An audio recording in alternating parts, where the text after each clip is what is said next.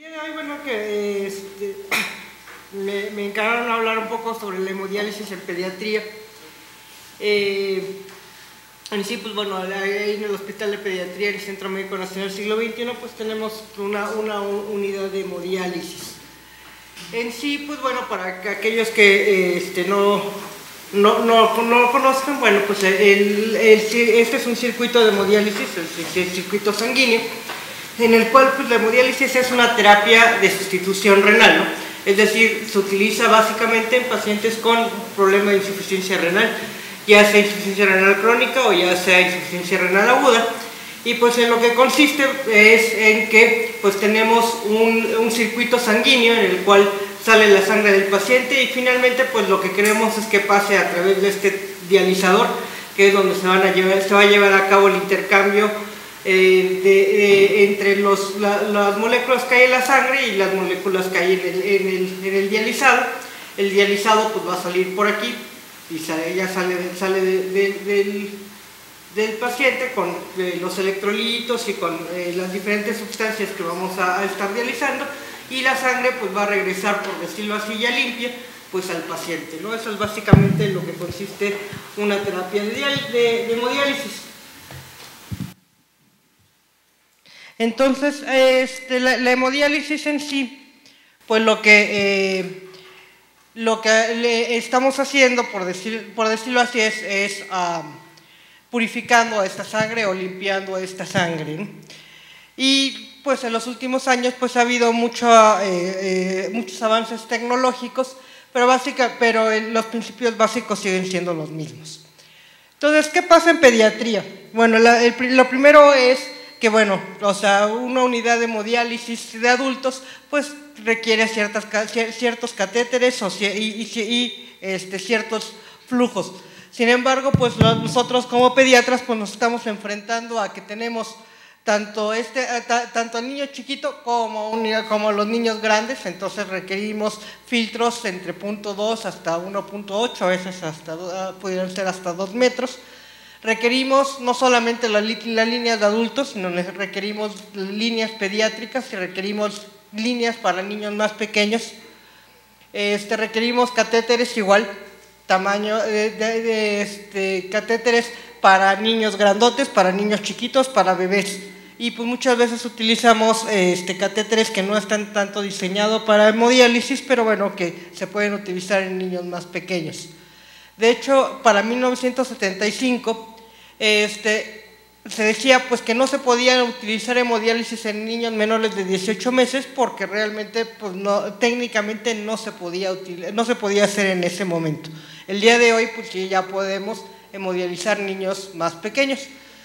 Y ya para 1976 empieza a haber ya centros especializados en niños pequeños a nivel europeo, y el día de hoy pues bueno, tanto en América como en Europa se pueden hacer hemodiálisis en niños pequeños. En el 2005 pues empiezan a salir ciertas guías de práctica general de hemodiálisis en niños. Y bueno, aquí lo que llama la atención, o bueno, lo bueno que es para nosotros, es que dice que este hemodiálisis se debe de hacer en un centro pediátrico especializado, y esto es cierto sobre todo en niños más pequeños, es decir, en niños por abajo de 20 kilos o de 15 kilos, en una unidad de hemodiálisis de adultos pues es imposible realizarse, o realmente el tipo de cuidados que requieren difícilmente se podrían aplicar en una unidad de adultos. Y que además, pues, ¿qué otra diferencia hay con los de adultos? Pues que solo nos tenemos que fijar principalmente en el crecimiento, y además debe de tener cierto apoyo educacional y, bueno, obviamente la nutrición, ¿no? Debe de tener ciertas características la máquina de hemodiálisis, y sobre todo debe de tener un muy buen control de ultrafiltración de volumen, ¿no? Porque, bueno, digamos que si en una máquina de adultos les dicen, bueno, pues sí, nosotros tenemos un margen de error de 100 mililitros, bueno, sí, para alguien de 70 kilos, pues 100 mililitros, pues no importa, pero para alguien que pesa 5 kilos, pues 100 mililitros pues es una diferencia importante, ¿no? Entonces, si nosotros queremos hemodializar niños pequeños, necesitamos tener mucho control del ultrafiltrado, ¿no? Y además, pues bueno, en ese entonces, pues decía que además debería de tener la opción tanto para una sola aguja o dos agujas, dado la dificultad para los accesos vasculares. Pero en realidad, realmente la opción de una sola aguja generalmente no se utiliza. Y pues obviamente debe haber líneas con un volumen adecuado para niños pequeños.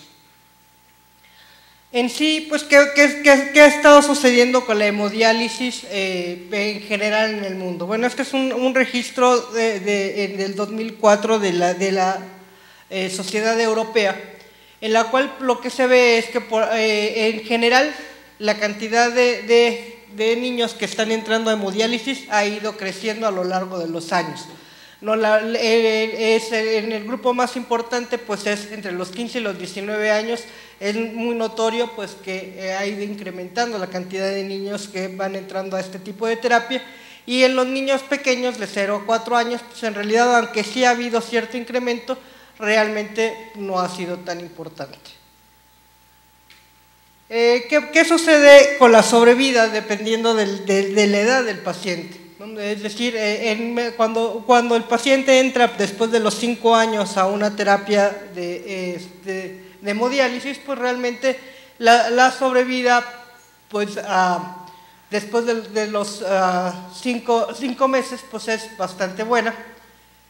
Pero en menores cuando entran menos de 5 años, pues en realidad sí, la sobrevida ya no es tan buena. ¿Por qué se da tanto? Bueno, a veces puede ser un problema técnico, pero básicamente el problema principal con los niños que inician una terapia de diálisis tan temprana es por la causa. La causa de la insuficiencia renal generalmente son malformaciones renales o de las vías urinarias, que generalmente van acompañadas de otro tipo de malformaciones, que es lo que hace que incremente la mortalidad de manera importante, ¿no? Aunado pues a estas situaciones técnicas, tanto en la diálisis peritoneal como en la hemodiálisis. Ahora, ¿qué tanto se elige la hemodiálisis y la diálisis peritoneal en los niños? Bueno, estas son unas cifras en Japón y en Estados Unidos, en la cual pues se ve que en los niños menores de 4 años, pues la diálisis peritoneal, no importa el país, pues y en México pues es igual.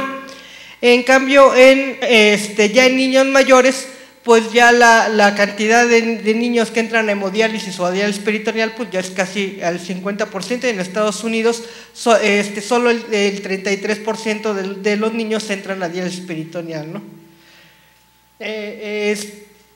Bueno, aquí en México pues generalmente se ofrece primero la diálisis peritoneal, y solamente si hay alguna situación que contraindique el uso de la diálisis peritoneal, entran a hemodiálisis. Bueno, esta es otra diapositiva de estas guías, y pues bueno, aquí lo que quería yo resaltar era que pues aquí hablan de la frecuencia de qué tan frecuentemente se tienen que hemodializar los niños.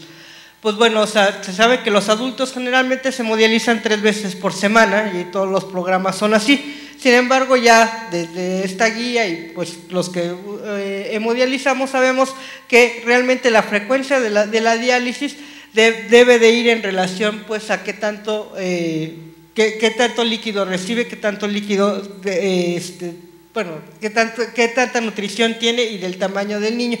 E incluso, o sea, niños pequeños o niños que tienen alguna complicación que requieren nutrición parenteral entran 5 o 6 veces a la semana. Bueno, esta es una comparación pues de dos programas de hemodiálisis.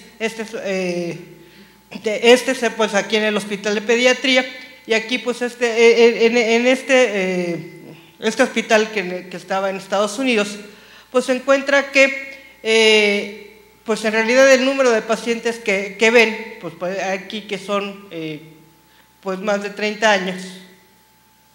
Y nosotros en 5 años pues tuvimos pues, prácticamente el doble de pacientes. Y pues ellos básicamente manejan pacientes agudos, nosotros prácticamente casi todos nuestros pacientes son crónicos. Y sin embargo, pues bueno, o sea, la diferencia, estas son las malformaciones de renales y de vías urinarias, pues es muy similar, ¿no? Y nosotros, pues además, pues muchos de los pacientes que pierden el injerto regresan a hemodiálisis. La edad en ese momento, pues era muy similar, y nosotros lo que tenemos más o menos era una duración de 9 meses, pero hasta 70 meses hemos tenido pacientes en esta terapia de hemodiálisis. Pero bueno, si nosotros hiciéramos un corte, pues ya de los últimos 3 años, pues la edad en la que hemos tenido niños en hemodiálisis ha ido bajando. Actualmente nuestra media de edad en programa de hemodiálisis es alrededor de 9 años. Eso significa que tenemos mucho más niños más pequeños, que son todos estos sobrevivientes de la terapia intensiva o de la etapa lactante con una serie de malformaciones complejas.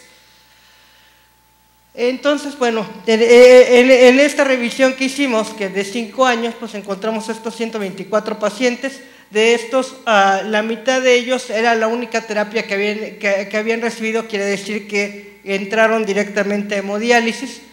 20% entraron porque todavía hubo pérdida de la membrana peritoneal. Y ¿cómo les fue? Bueno, pues el 35% de los niños se trasplantan, más o menos igual 1 de cada 3 se va a una unidad de adultos, porque bueno, en el Seguro Social hasta los 16 años pueden recibir atención en una unidad pediátrica y después pasan a adultos. Tuvimos un 7.2% de mortalidad. El 5% regresaron a diálisis peritoneal y pues bueno, el 18% estaba en terapia de hemodiálisis en ese momento. Ahora, este tipo de terapia pues no es nada más, bueno, vamos a meterlo, lo vamos a conectar y ya, ¿no? O sea, en realidad es parte de todo un tipo de un manejo, y dentro de este manejo pues también debemos de incluir también una parte de una rehabilitación social o de una integración social, y entonces dentro de eso pues tenemos desde 1999 que llevamos a niños en hemodiálisis al campamento, ¿no? Ese es un campamento que se hace cada año. Vamos 5 días al centro vacacional de Huastepec, y como ven, pues bueno, en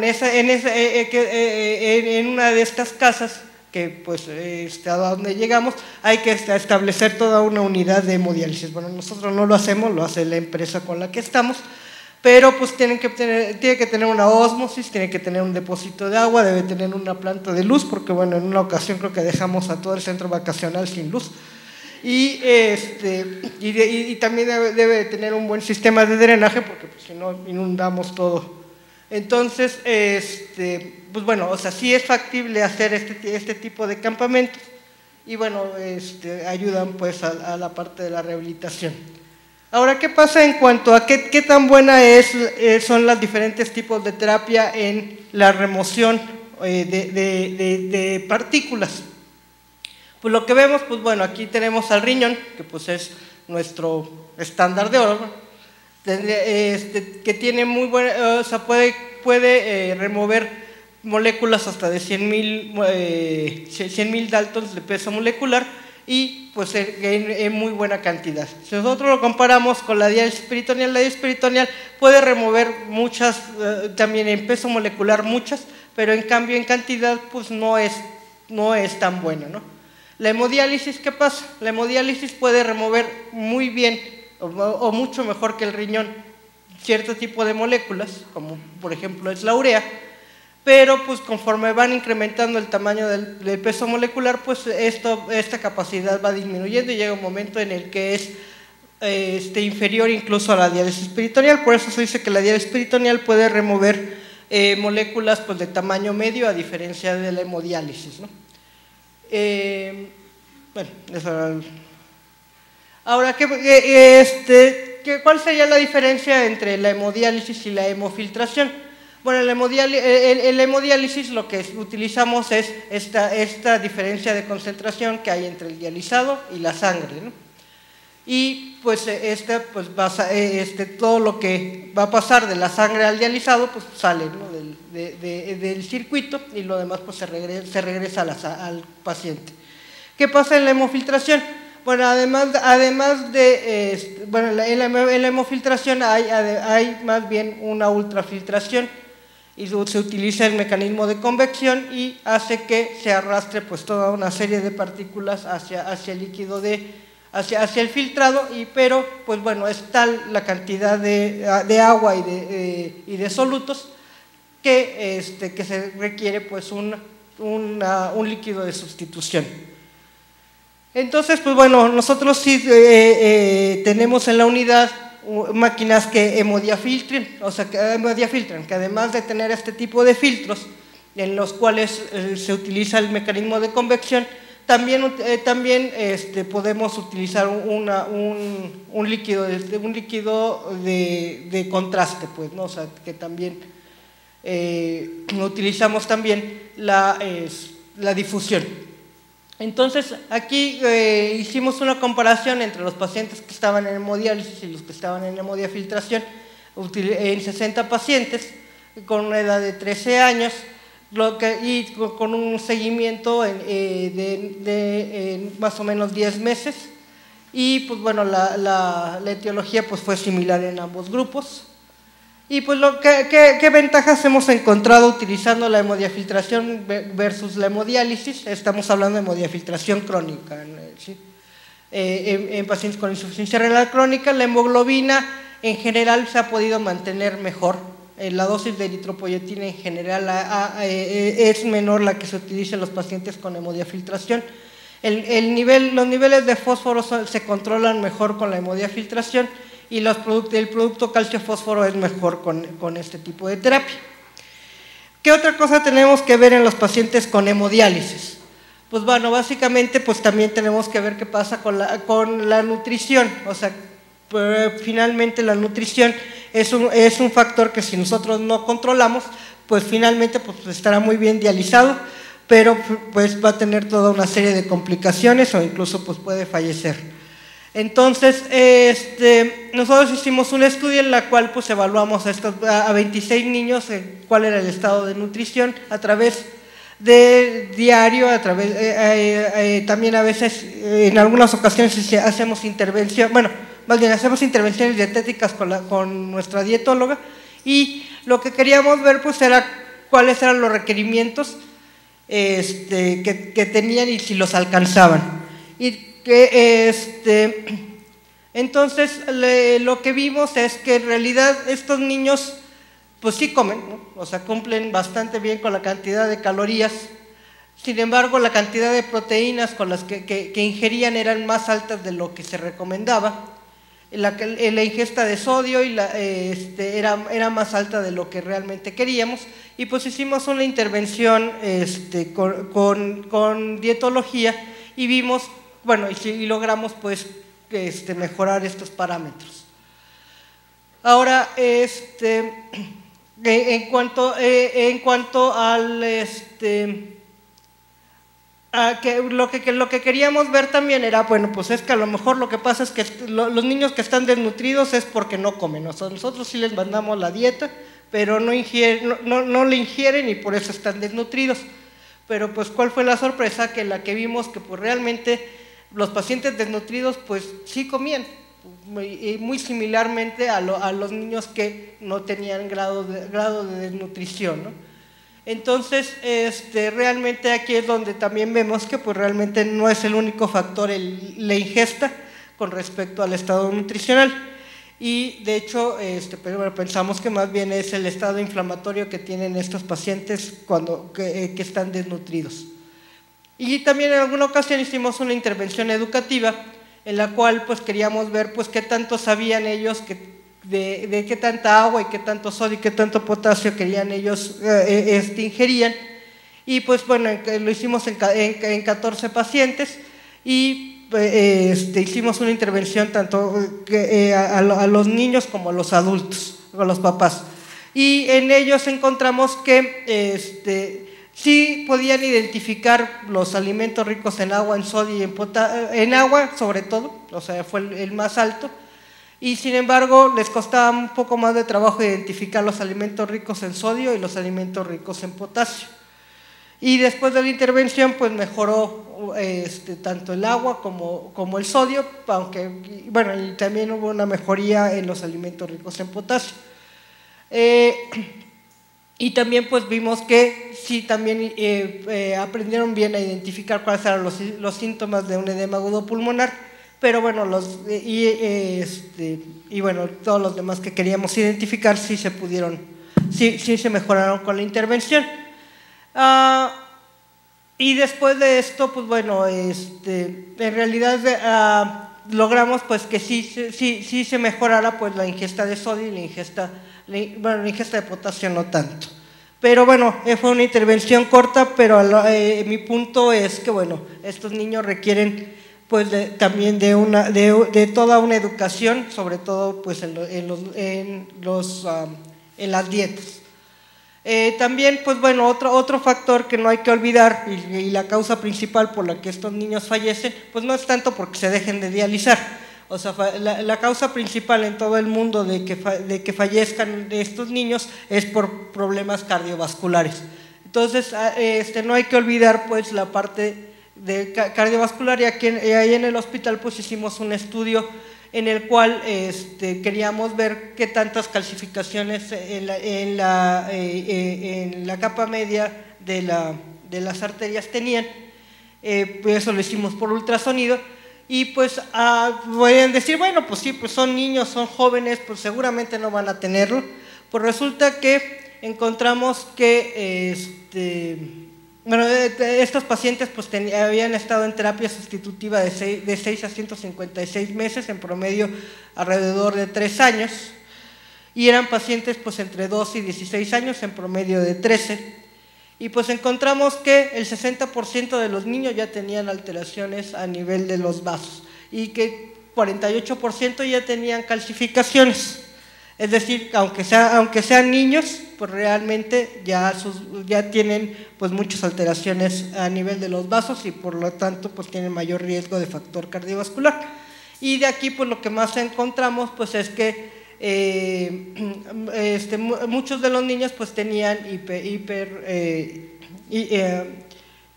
hiperparatiroidismo, ¿no? Incluso 5.5% de ellos tenían adenoma, y 10.5% tenían hiperplasia paratiroidea.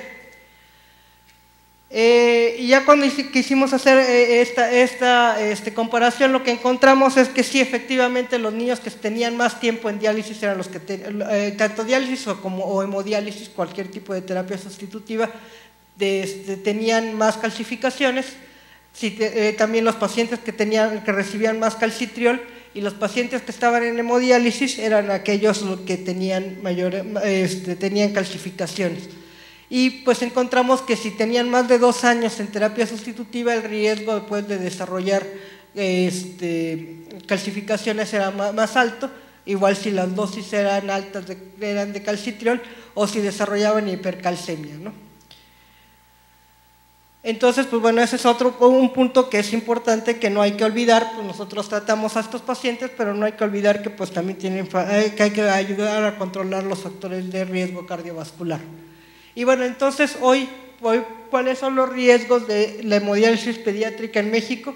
Pues bueno, uno es hay que hacer un registro, porque pues no sabemos realmente cómo nos está yendo en general en el país. Pero bueno, o sea, los retos siguen siendo pues los accesos vasculares. O sea, muchos de los niños idealmente deberían de tener fístula, pero bueno, tienen catéteres. La hemodiafiltración pudiera ser una buena opción, sobre todo en aquellos pacientes crónicos, y pues ayudarles a la nutrición, ¿no? Tanto poderles hacer una buena dieta, como poderles brindar una buena educación en la nutrición, y pues bueno, finalmente pues nutrirlos, ¿no? Los menores de 8 kilos para hemodiálisis pues siguen siendo todavía un problema, aunque bueno, nosotros tenemos pacientes hasta de 5 kilos que se están hemodializando de manera crónica, pero aún así en todas las unidades siguen siendo un reto importante y bueno, no hay que olvidar este riesgo cardiovascular. Bueno, muchas gracias.